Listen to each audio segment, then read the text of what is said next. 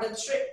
વડોદરાના મોટા કરાડા ગામેથી નકલી પોલીસ પકડાવવા બાબતે કરજણ સીપીઆઈ દ્વારા પ્રતિક્રિયા આપવામાં આવી।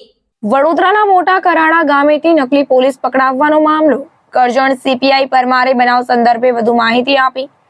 દારૂની રેડ કરવા માટે આવેલા 3 ઇસમોને શિનોર પોલીસે ઝડપી પાડ્યા હતા। ત્યારે કરજણ સીપીઆઈ પરમારે શિનોર પોલીસ મથકેથી પ્રતિક્રિયા આપી।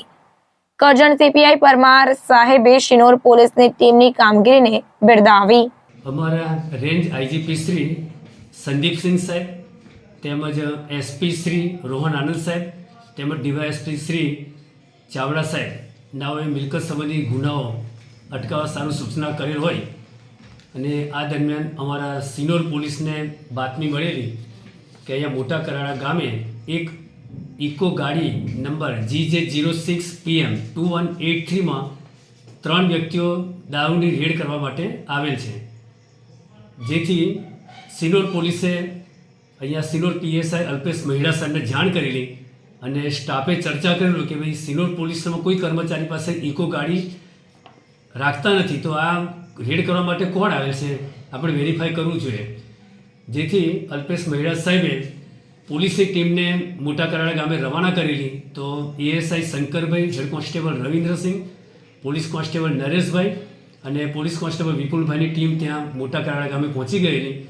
ત્યાં રામદેવ પીર ફળિયામાં ત્યાં ઇકો ગાડી જે ઊભી હતી એ સામેના ઘરમાં ચેક કરતા એક વ્યક્તિ નીચે જમીન ઉપર બેસેલ હોય અને ત્યાં 3 વ્યક્તિઓ ઘરમાં હાજર હોય અને જેઓ રેડ કરી રહેલ હોય, જેથી પોલીસના માણસોએ ત્યાં પહોંચી ગયેલા અને નીચે જમીન પર બેસેલ વ્યક્તિને પૂછેલું તો એણે પોતાનું નામ અશોકભાઈ રમેશભાઈ વસાવા જણાવેલું અને જણાવેલ કે પોલીસ મારા ઘરે દારૂ અંગે રેડ કરવા માટે આવેલી છે।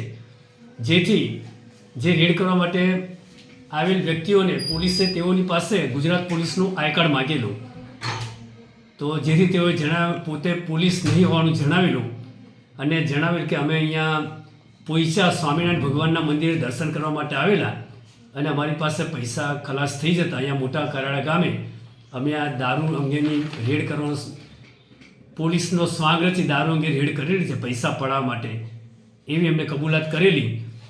જેથી પોલીસના માણસોએ તેઓને કાયદેસર કાર્યવાહી કરી સિનોર પોલીસને લાવી કાયદેસર કાર્યવાહી કરેલ છે।